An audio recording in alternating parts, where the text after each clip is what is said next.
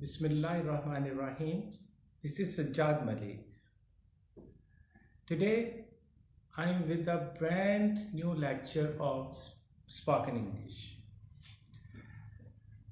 Well viewers, आज मैं आपको जो एक ख्वाब होता हर बंदे का कि मैं आसानी से और रवानी से अंग्रेज़ी बोल सकूँ, ईजीली और फ्लुएंटली, मैं उस ख्वाब की तकमील के लिए आपको कुछ इजी स्टेप्स बताऊंगा। ये जो आज मैंने एक जो मेथड आपको बता रहा हूँ, ये डायरेक्ट मेथड भी होता है और आइस ब्रेकिंग टेक्निक भी इसे बोला जाता है।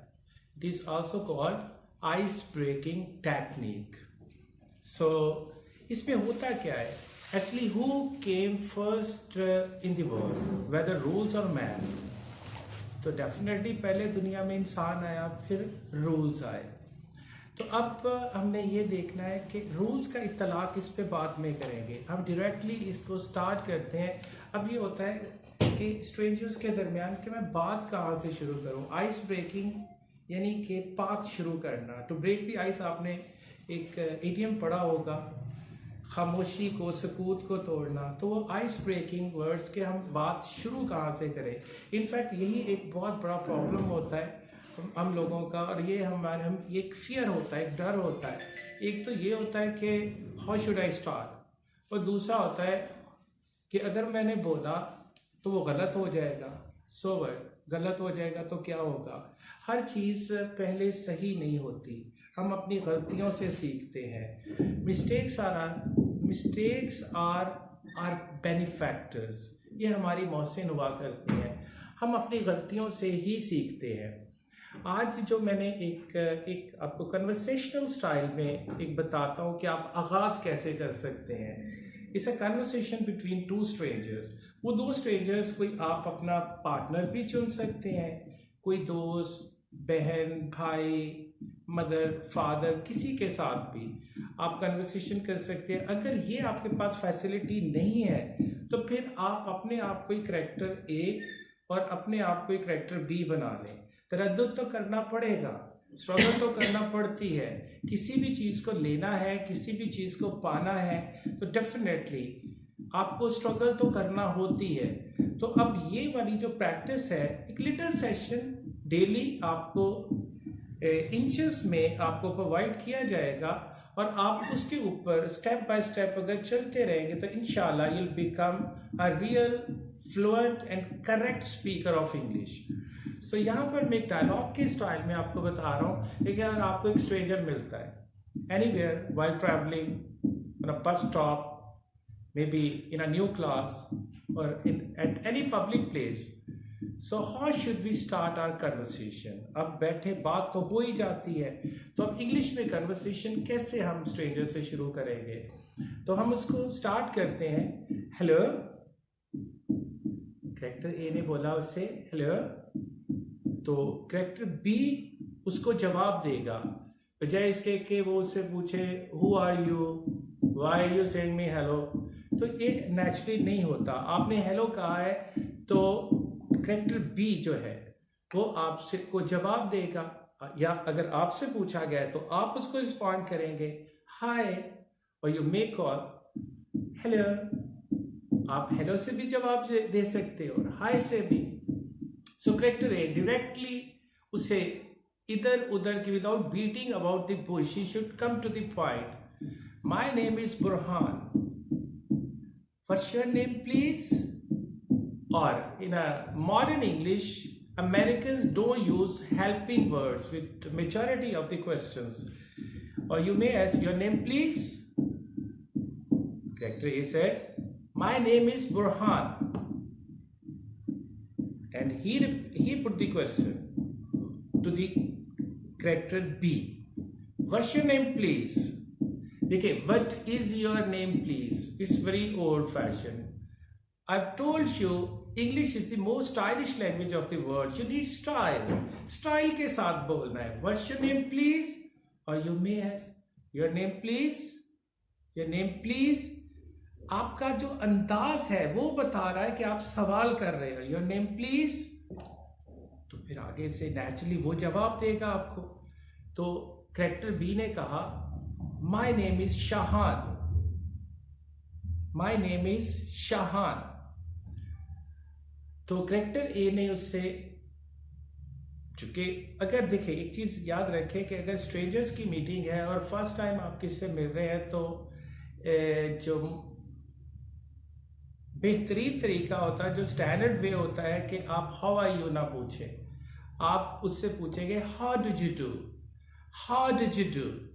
जब फर्स्ट टाइम आप किससे मिल रहे हो तो आप पूछते हैं हाउ डिड यू डू, आपके मिजाज कैसे हैं। और अगर आपकी फिर रवानी से मुलाकात होती रहती है, कॉन्स्टेंटली मुलाकात होती रहती है, तो फिर आप पूछते हैं how are you, how are you, how are you. If you're gonna meet some stranger, then you'll ask, how did you do? How did you do? Or if to some person who knows you already and you have met that person already, you'll ask, how are you? How are you? Then he must reply you. तो proper जो word होता है, बड़ा प्यारा सा खूबसूरत सा word होता है। तो कैरेक्टर बी कहेगा I am fine, I am fine, how are you, how are you, आप कैसे हो। I am also fine, I am also fine, I am नहीं बोलना आपने, आई एम आल्सो फाइन। और you make say I am fine too, thanks. ये compliments आप put करेंगे, प्लीज, थैंक्स। तो ये इनफैक्ट आपकी सिविलाइजेशन को, आपके सिविलाइज्ड होने की अक्कासी करेगा।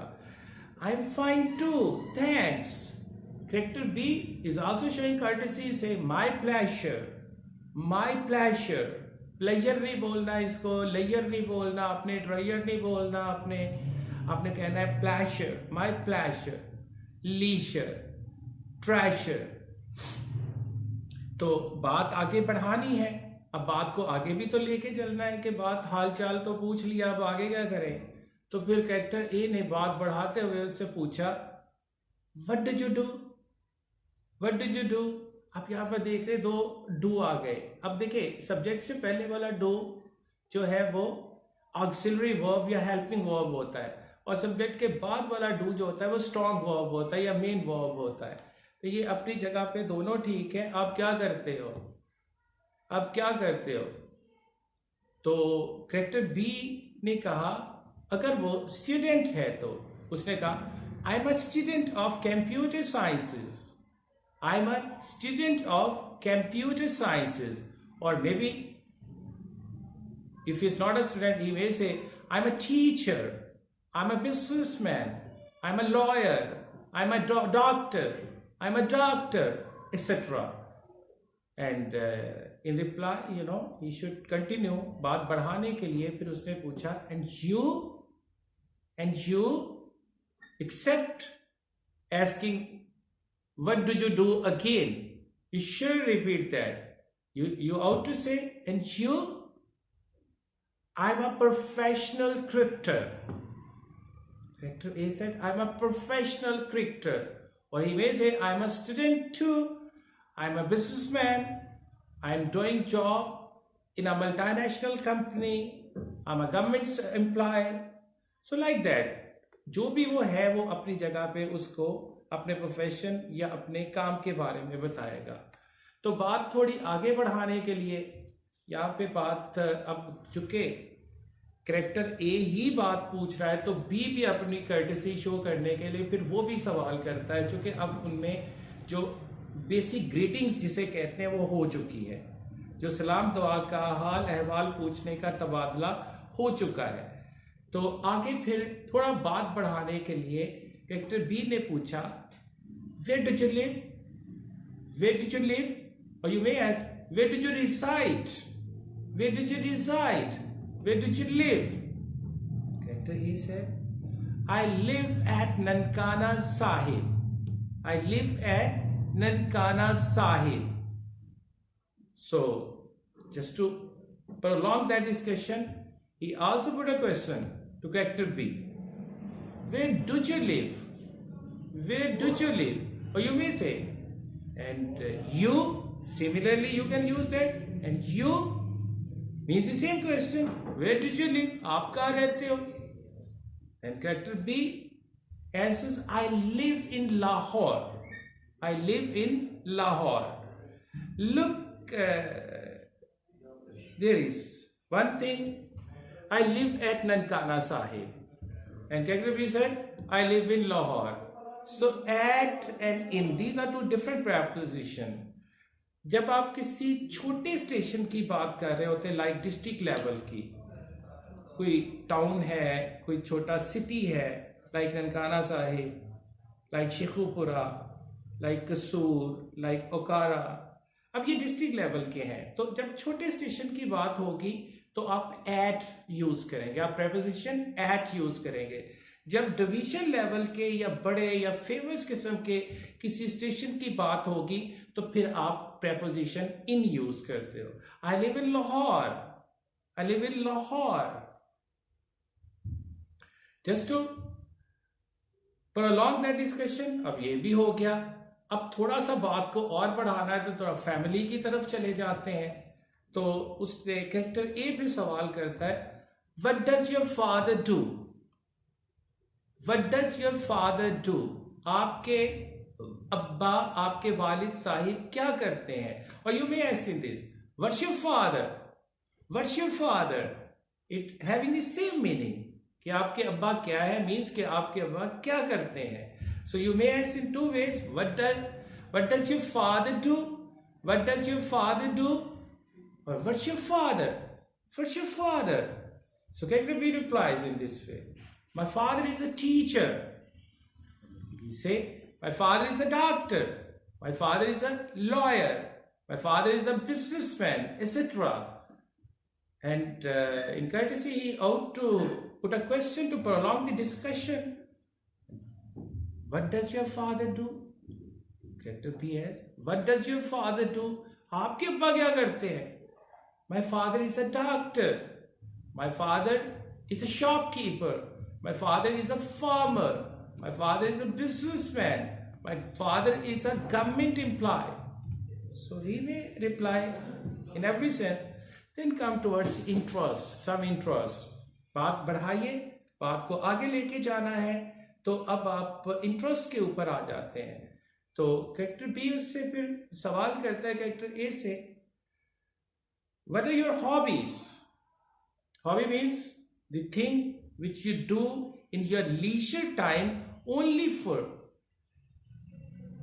for the refreshment, only for refreshment, only for entertainment, not for any utilitarian purposes. So what are your hobbies? Character A replies in this way, I love books reading and traveling as well. I love books reading and traveling. And besides, I like politics as well, and so on. If you just have more than 1, 2, 3, 4, whatever your interests are, you may count all these in your hobbies.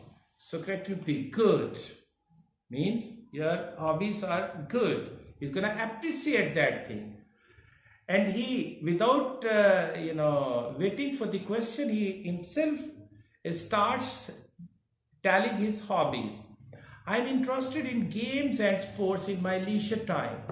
I'm interested in games and sports in my leisure time. मैं अपने फुर्सत के लम्हात में, फारिग औकात में, मैं खेलों में दिलचस्पी लेता हूँ। तो उसका जो इंटरेस्ट है, जो उसका लीजर टाइम, जो एक्टिविटीज़ है या उसका पास टाइम है, वो गेम्स एंड स्पोर्ट्स है। देखिए स्टूडेंट्स, हमने यहाँ तक बात की।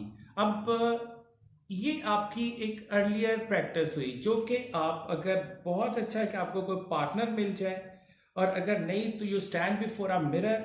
Mirror practice is very much effective in speaking, in learning speaking. इससे दो बेनिफिट्स आपको, एक तो आपको करेक्टर दूसरा मिल गया, दूसरा आप अपने खुद को एक्सप्रेशंस देख रहे हैं बोलते हुए, आप आईने के अंदर देख रहे हैं कि whether I look good to me while talking और not, whether I'm using my body gestures properly, moving my hand where they should be and where they are required.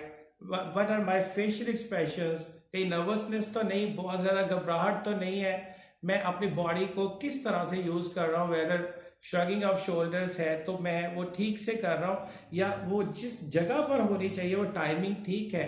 And for this purpose you ought to imitate your teacher and those speakers to whom you follow.